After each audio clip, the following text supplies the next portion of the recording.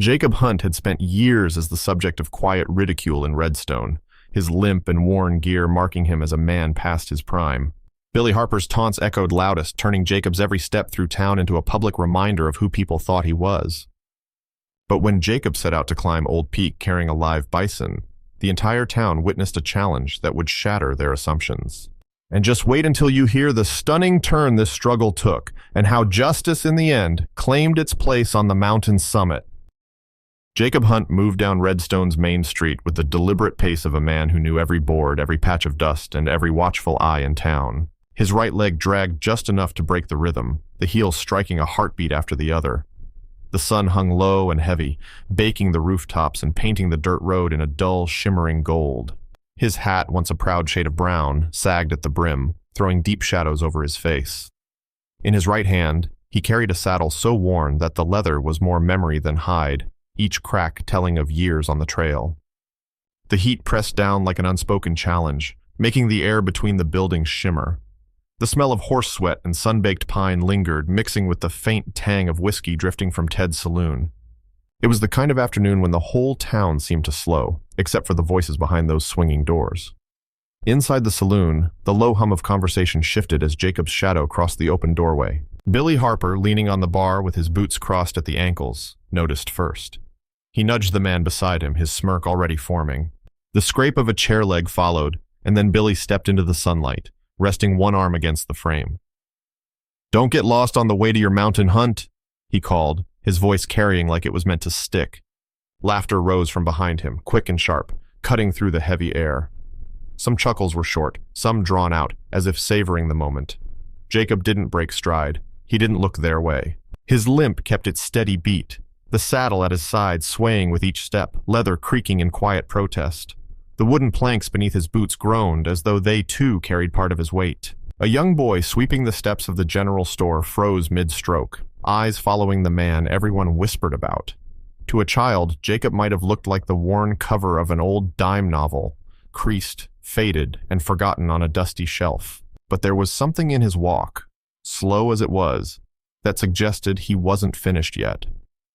To most in Redstone, Jacob Hunt was a shadow of a man, someone left behind by time, limping through a life that had taken more than it had given. They saw the bent brim of his hat, the uneven gait, and the hollow space where opportunity used to live. They didn't see the way his jaw tightened with every step or the way his fingers curled just a little tighter around that saddle horn, like it was an anchor. Because Jacob wasn't just carrying leather and wood down that road. He was carrying a promise.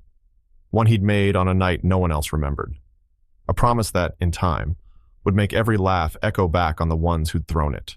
But on this day, he kept that to himself, letting the heat, the dust, and the sound of his own footsteps speak for him. The valley lay quiet under the soft light of early evening, its grass swaying in a breeze that carried the smell of wild sage. Jacob had chosen this place because it was far from the eyes of Redstone, where no one would bother to ask questions or offer pity. The ground here was uneven and scattered with boulders, but he moved through it with the ease of someone who had walked the same path many times before. In the shelter of a stand of cottonwoods, a young bison calf rested awkwardly on its side. Its fur was matted with dust, and its breaths came shallow and slow. Jacob knelt beside it, setting his saddle down in the grass. He reached into a burlap sack and pulled out handfuls of dry hay, placing them gently in front of the calf. The animal's dark eyes flicked toward him, uncertain but curious. "Easy now," Jacob murmured, his voice low and steady, the way you might speak to an old friend who had been gone too long. He dipped a tin cup into a nearby creek and set it by the calf's muzzle, watching as the animal sniffed and took its first tentative sip. From behind, the sound of footsteps on the grass drew closer. Jacob didn't turn right away. He already knew the rhythm. Sarah Collins, from the ranch 2 miles north, stopped a few feet away. Her hands were tucked into the pockets of her faded work coat, her hair pulled back against the wind. "You've been coming here every day," she said, her voice carrying more curiosity than accusation. Jacob gave a faint shrug without looking up. He was left out here. Not much chance for him if someone didn't step in. Sarah studied him for a long moment, her gaze moving from the calf to the man crouched beside it. "Why you?" she asked finally. He placed another handful of hay in front of the animal before answering. "Because he's got the same look I did once. Folks gave up on me too. His tone was calm, but there was something in it, a layer of truth that had never been spoken aloud in town. The breeze lifted the brim of his hat just enough for her to see his eyes. They were tired, yes, but not empty. There was a steady determination there, the kind that didn't burn bright and fast but held on for the long haul. Sarah felt an unexpected pull in her chest, a shift from simple curiosity to something warmer.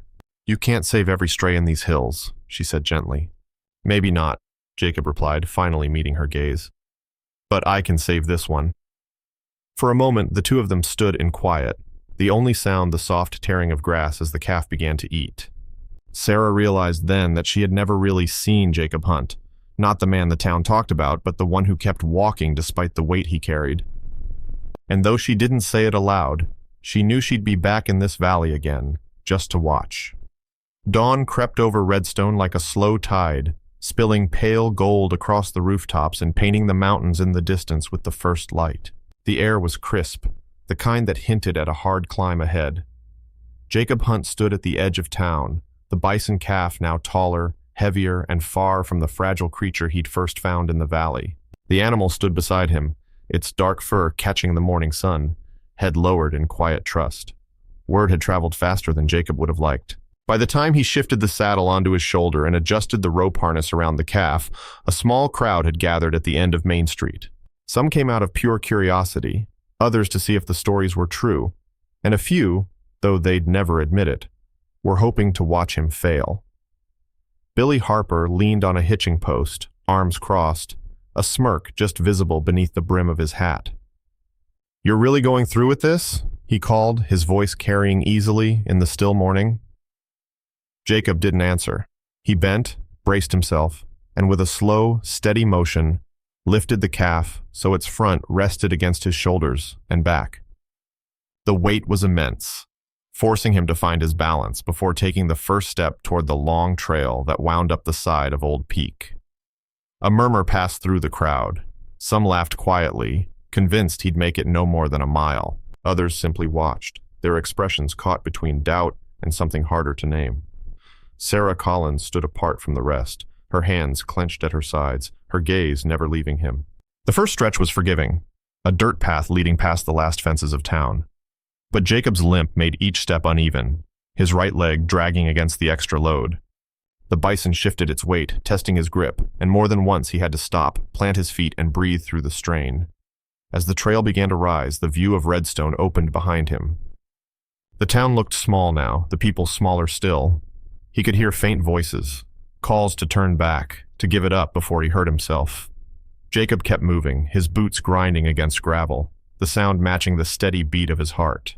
Halfway to the tree line, he paused, not because he wanted to, but because his muscles demanded it. He adjusted the rope, feeling the calf's warm breath against the side of his neck. It wasn't anger or pride that kept him going. It was the quiet knowledge that if he put the animal down now, it would never make it the rest of the way. And Jacob Hunt had never been one to quit halfway, no matter how many thought he should. From below, Sarah's voice cut through the murmurs. "Keep going, Jacob." He didn't look back. He didn't need to. The mountain was waiting, and so was the promise he'd made long before the town ever noticed him. Each step forward was a step away from the man they thought he was, and toward the man he'd always known he could be. By midday, the climb had shifted from a slow grind to a true battle. The trail narrowed into a ribbon of uneven rock, twisting along the side of Old Peak like it was daring Jacob Hunt to continue. Above him, clouds were gathering, thick, gray, and heavy with the promise of trouble. The air grew damp, and the breeze that had been gentle at sunrise now pressed against him with a restless push. The bison calf, heavier than it had ever been, shifted on his shoulders. Jacob tightened his grip on the rope harness, leaning forward to keep balance. Every step had to be deliberate. The rocks were slickening underfoot, as if the mountain itself was trying to force him back down. Far below, the line of onlookers was a scattering of tiny figures. Some had given up and returned to town, deciding they'd seen enough. A few still lingered, watching his slow ascent with binoculars or shaded eyes. Sarah Collins remained at the base, her stance tense, one hand gripping the post of the old fence as if she could will him up the mountain by sheer focus. The first drops of rain fell cold against the back of his neck. Then, without much warning, the clouds broke. Sheets of water poured down, drumming against stone and leather. The wind funneled through the pass in sudden gusts, tugging at his hat and forcing him to lower his head. The trail became a slick snake of mud and rock, each step more treacherous than the last. "Turn back, Hunt," a voice echoed faintly from below, the words carried upward by the wind. But Jacob didn't respond. The rain plastered his shirt to his back, every inch of him weighed down, not just by the bison, but by fatigue, by pain, by the memory of every dismissive glance he'd endured in Redstone. The calf shifted again, letting out a low, uneasy sound. Jacob stopped, braced one foot against a rock, and steadied the animal. "Easy," he muttered, his breath visible in the cooling air. He could feel his own heartbeat hammering against the strain, but there was no thought of setting the calf down. If he did, the climb would end here, and that wasn't an option. A sudden gust forced him sideways, his boot slipping on a wet ledge. His knee jarred, sending a flare of pain up his leg, but he caught himself against the rock wall, holding the calf steady. The wind howled through the trees above like it was testing his resolve. He straightened slowly, muscles burning, and pushed on. Step after step, he advanced into the storm, the mountain looming above like a silent opponent. The rain blurred the path ahead, but he didn't need to see the summit to know where it was. He had only one direction to go, and he would follow it until the ground stopped rising beneath his feet. Somewhere deep inside, the same quiet voice that had carried him through years of limping steps spoke again. One more.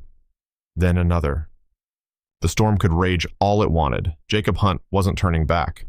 The storm broke just as Jacob Hunt stepped over the last rise of the trail.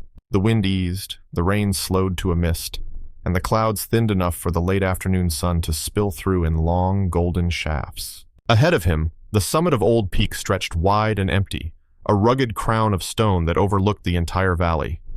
He stopped there for a moment, letting the calf slide carefully from his shoulders onto the flat ground.